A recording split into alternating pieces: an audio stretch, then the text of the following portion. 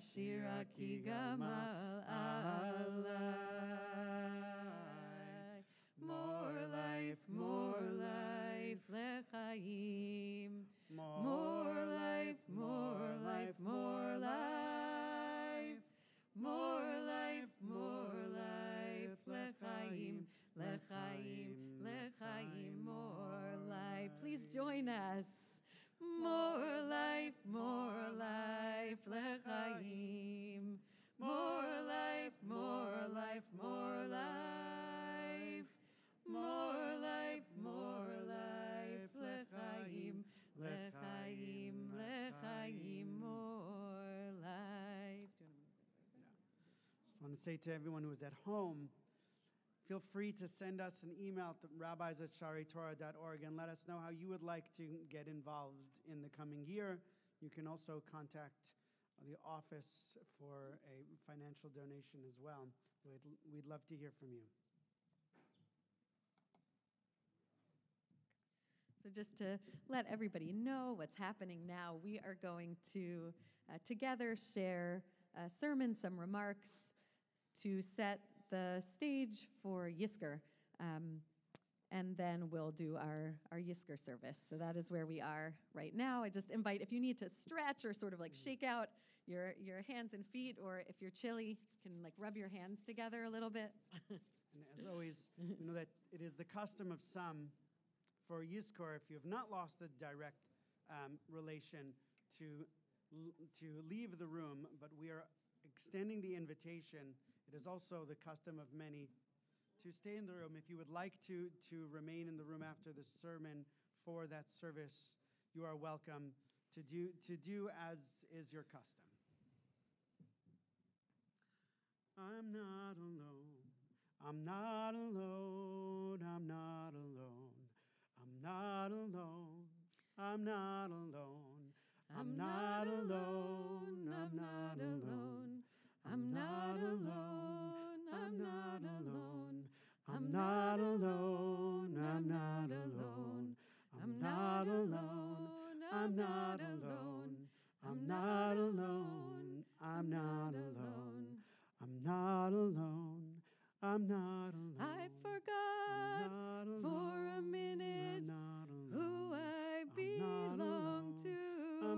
The Mama Earth, the wind and rain, the beauty and the pain. I'm not alone. For me, the world was created. I'm not alone. I'm not alone. To dust I will return. I'm not alone. I'm not alone. I'm not alone. I'm not alone. I'm not alone. I'm not alone. I'm not alone. I'm not alone.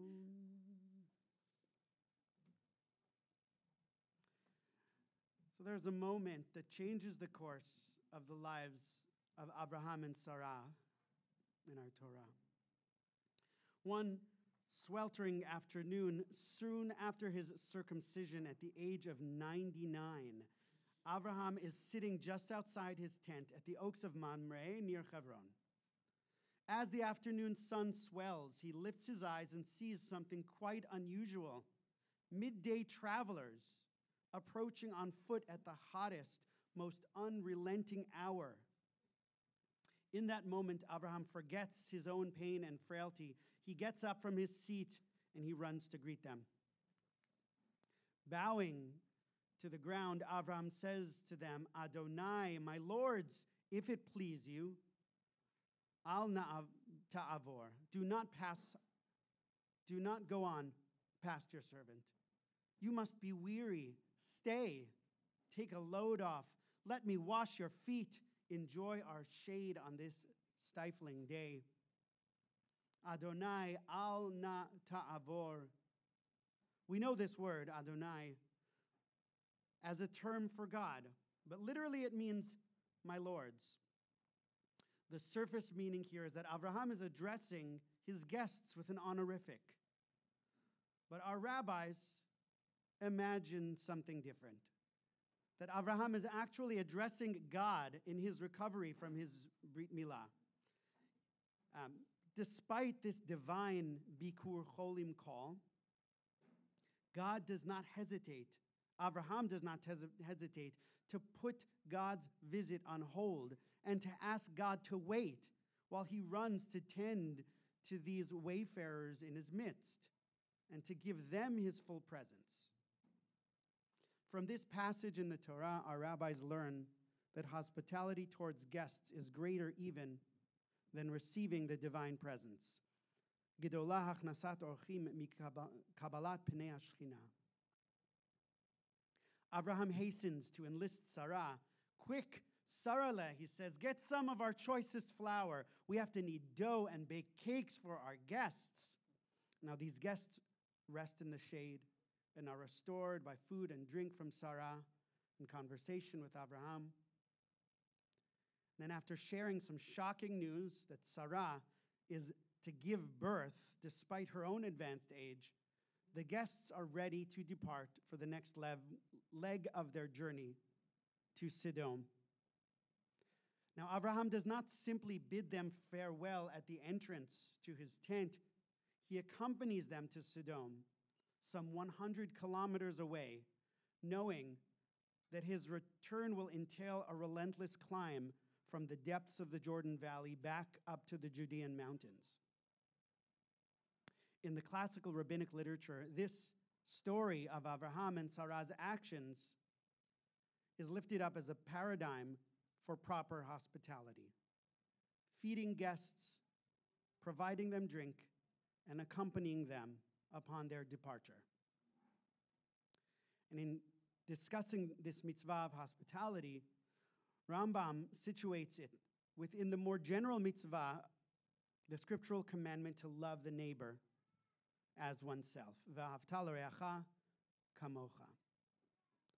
That mitzvah sits at the geographical center of the Chumash, at the heart of the Torah, in a portion that we will read this afternoon on this holiest day of the year. Rambam teaches that we fulfill the command to love the other through discrete acts, such as visiting the sick, comforting mourners, preparing for a funeral, attending to the needs of a burial, and bringing joy to a couple that is getting married. Ve'eluhein gemilut chasadim shebikufo. These are concrete deeds of chesed, of loving kindness, acts that one carries out with one's body. These are holy offerings of presence that change our hearts, that we can engage in without measure to emulate God's own trait of chesed and to expand our love of the human beings in our midst. Now, of all the righteous acts of chesed, our rabbis lift up one as most meritorious, the mitzvah of livui, of accompanying our guests. So hospitality begins with welcoming guests, but it culminates with livui. And the mitzvah is incomplete if one does not accompany their guests as they depart on their journey. Our rabbis caution that whoever does not accompany them is considered as if he has shed blood. What if the guests run into danger on their departure that could have been avoided had they not been alone? And Jewish law codes have even instructed communities to appoint special agents to accompany travelers to keep them safe. Imagine a 500-year-old precursor to the college campus safe walk programs. So today, halakha does not require us to accompany our guests on foot to the next town. But we must still join the other and take the first steps with them. As the spiritual teacher Ramdas taught, in this life, we are all just walking each other home. There's another key moment in Jewish life where we are called to serve as milavim, as accompaniers, to do the sacred mitzvah of walking each other home. In Hebrew, a funeral is called a levaya. from the same root as livui. It is a mitzvah to accompany the person who has died to their resting place in the earth. This October, it will be 10 years since Annie and I said goodbye to a friend, Jonah Adels, a singer and passionate environmentalist who tragically died in a car accident. And in the days and nights leading up to his funeral, young friends filled the funeral home. Many who were coming into contact with death for the very first time. We chanted and held a vigil doing the mitzvah of Shmirah so as not to leave Jonah alone, his soul being suspended there between worlds. And at Jonah's funeral, hundreds of people lined up to walk with him, carrying his aron, his casket, to the graveside. As we walked, we sang this song. Courage, my friend, you do not walk alone.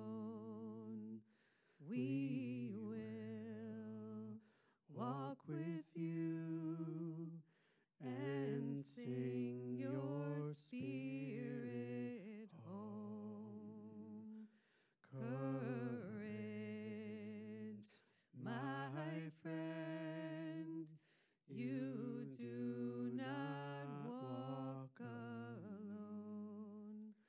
We will walk with you and sing your spirit home.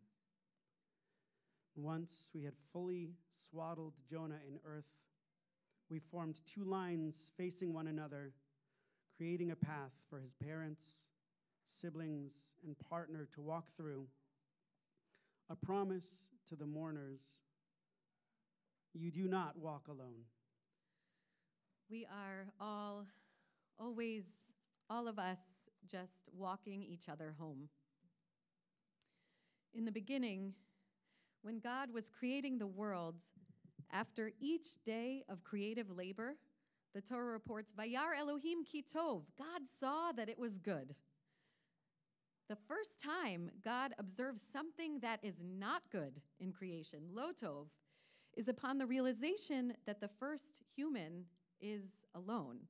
God asserts, lo tov liot ha'adam levado. It is not good for a human being to be alone. This past spring, United States Surgeon General Dr. Vivek Murthy released an advisory calling attention to the public health crisis of loneliness.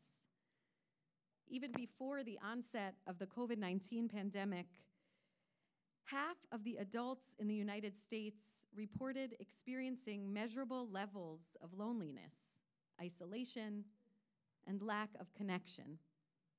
Surgeon General Murthy cautioned that disconnection, loneliness fundamentally affects our mental, physical, and societal health.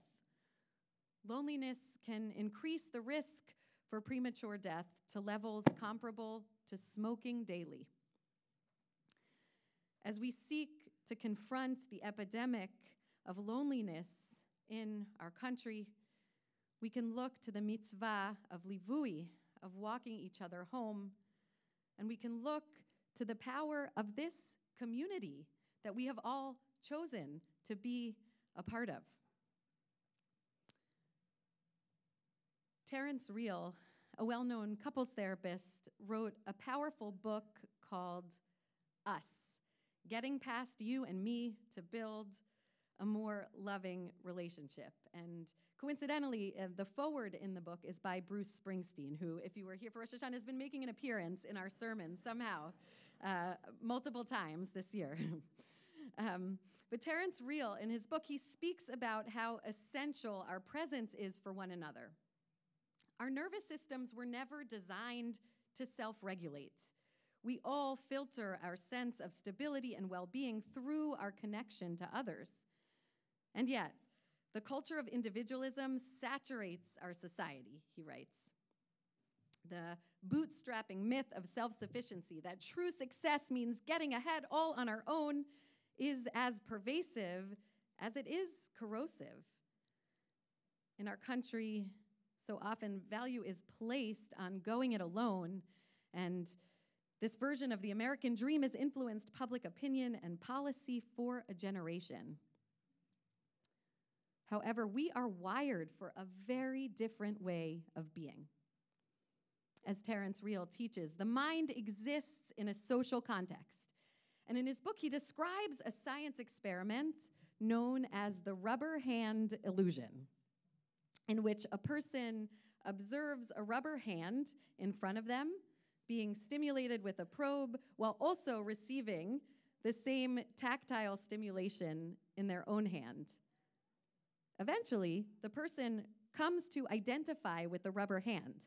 They report feeling sensation when only the rubber hand is touched, when no one is making contact with their actual hand attached to their body. Our brains and central nervous system are designed to form through relationship, through our relationships in childhood, and our relationships as adults continue to impact our neurobiology. As Real describes, the people we know and love are literally inside us. They trigger the deepest wounds and insecurities in us, and at the same time, they provide the greatest comfort and solace. Thinking of ourselves as individuals who are apart from or above this is a delusion. When our daughter Zohar was 2, we lived in Center City, Philadelphia, and she attended preschool at our shul. Now, the shul and the school was 3 blocks from our home. And this was usually quite convenient. If I forgot my talis or my lunch or something else, which I would inevitably do, I could run or even briskly walk home and get back in under 5 minutes. 7. Walking Zohar to school in the morning usually took about a half an hour. We would stop to greet every dog, examine window displays, investigate puddles, and pick up candy wrappers and assorted litter, and then I would have to dig through my bag to find the hand sanitizer. Sometimes Zohar would get tired, and she would sit down in the middle of the sidewalk or ask for uppies. I would get frustrated. She was going to be late, and I was going to be late. There was never enough time, and I had important things to do. Only later did I realize that those walks were everything. Now I long for that sweet time holding her little hand. I try to call up the moments when I succeeded in getting out of my head to join my toddler fully in her curiosity, when I allowed myself to channel her sense of wonder, to match her pace, to take in our familiar surroundings anew, when I allowed our togetherness to calm my nervous system and open my heart. These days, Yosef and I try our best to treasure the times our kids let us hold their hands on a walk to the playground or on the way home.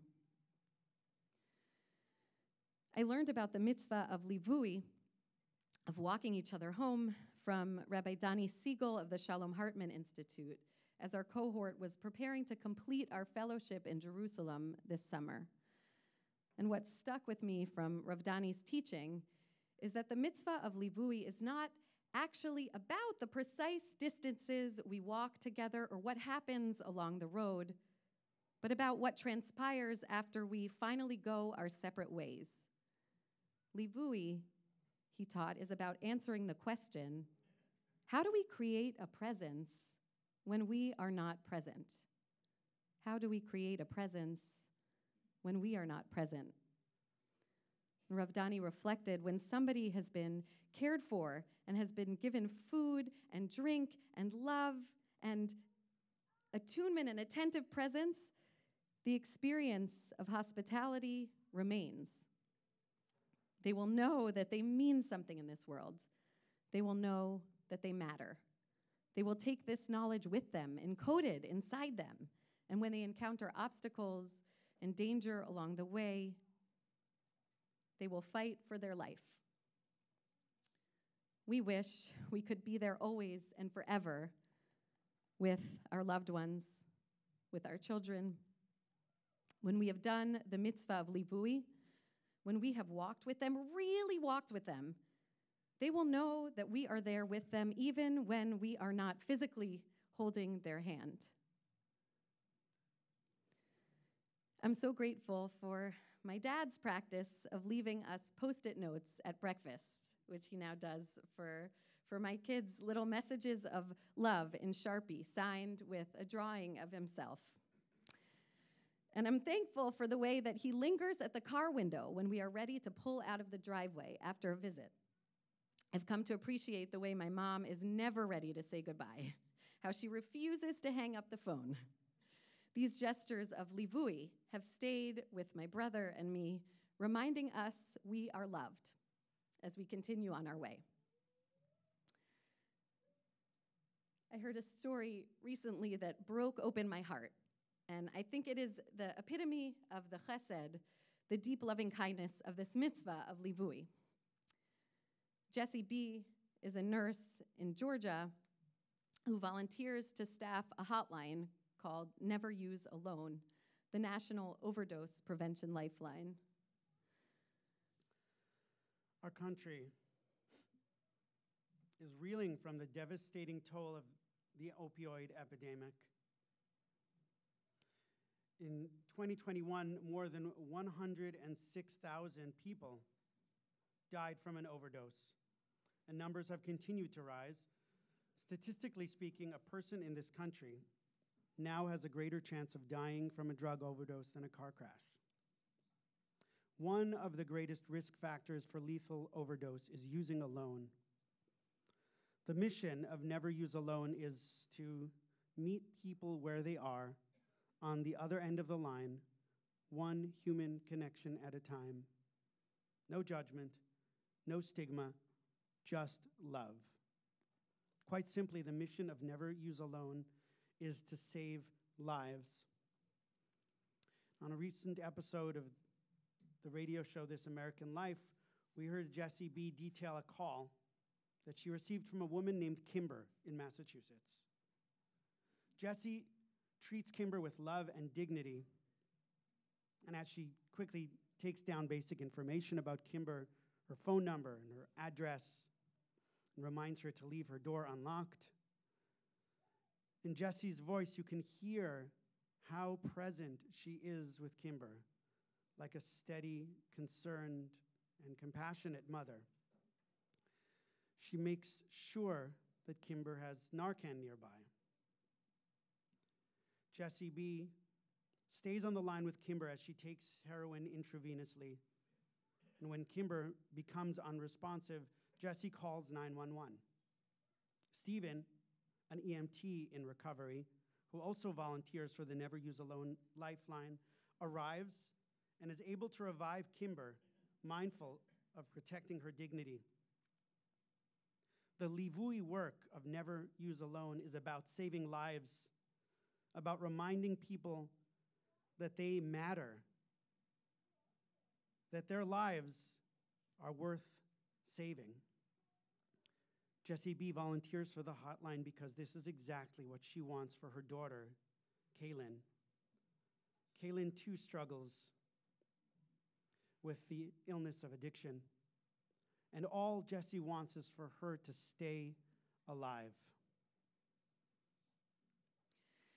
Yosef began this sermon with a story of God modeling the mitzvah of Bikur Cholim, of visiting those who are ill, as God showed up for Abraham while he was recovering from his Brit Milah.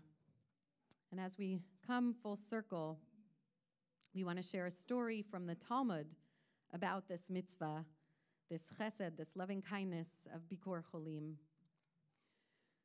Rabbi Chia bar Abba falls ill. His teacher, Rabbi Yochanan, comes to visit him and says, "Give me your hand." Rabbi Chia gives Rabbi Yochanan his hand. And in this gesture, Rabbi Yochanan raises him up and restores him to health. Later on, Rabbi Yochanan too falls ill. Another Rabbi Chanina, comes to visit him and says to him, "Give me your hand." Rabbi Yochanan gives Rabbi Chanina his hand, and Rabbi Chanina raises him up and restores him to health. And the Gemara asks, why does Rabbi Yochanan wait for Rabbi Chanina to restore him to health? He was able to heal Rabbi Chia bar Abba, so why can't Rabbi Yochanan raise himself up? The Gemara answers with an expression, a prisoner cannot free himself from prison. He must depend on others to set him free. We need each other. Our presence is powerful, essential, and life-giving. May we remember, as we each go on our way into this new year, that we are all just walking each other home. In a few moments, we will move into our Yizkor service. We will lift up the memories of those who have walked with us, those whose livui has made an imprint on our souls, those whose presence remains with us and inside us, even in their physical absence from this world. I'm not alone.